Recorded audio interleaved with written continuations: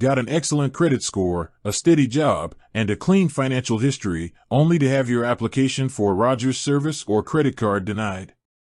Faced with raised eyebrow. You're not alone. It's a baffling, frustrating scenario. You've done everything right, but a major Canadian company like Rogers still says no. You think to yourself, I have an 800+ score. What's the deal? Well, the truth is, a high credit score is only one piece of the puzzle. And for a company like Rogers, especially when it comes to their more premium products, their approval process is a deep, often mysterious, black box. Today, we're breaking down the 3 most common, non-credit score reasons why a seemingly perfect applicant gets flagged.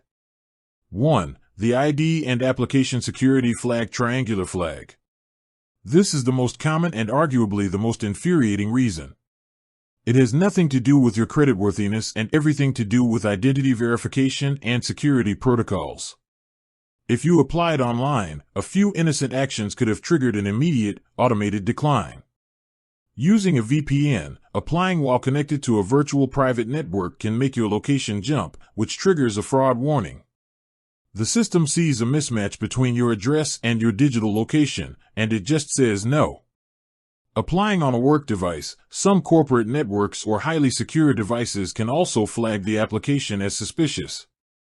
Recent address or name change. If your credit report has an old address and your current application has a new one, the system may decline the application because it can't achieve a perfect match to verify your identity.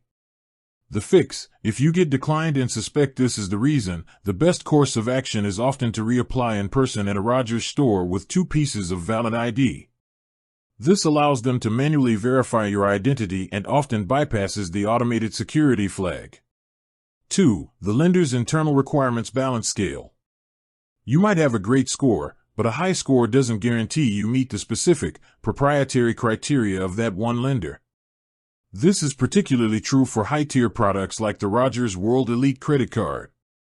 For the World Elite card, for instance, you have to meet a minimum annual income threshold, which, for a time, was often $80,000. If you don't hit that number, your perfect score simply doesn't matter. Furthermore, lenders look at your debt-to-income ratio. If a large portion of your income is already committed to other debt payments, even if you've never missed a payment, the lender may deem you a high risk for new credit. They are assessing your ability to take on more debt, not just your history with past debt. 3. The too much credit problem credit card. This sounds counterintuitive, but it's a real factor for some lenders. You have too much available credit. A lender wants you to use their product.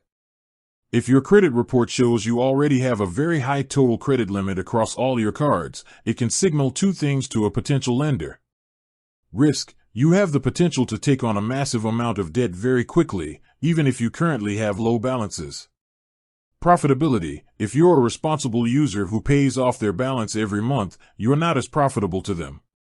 Some algorithms favor applicants who are likely to carry a balance, which isn't you.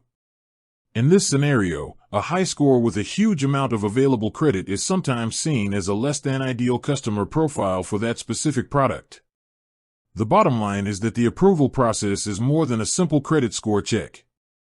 If you've been unfairly denied, first, check for application security issues like a VPN. Second, get a written explanation from Rogers, which they are legally required to provide.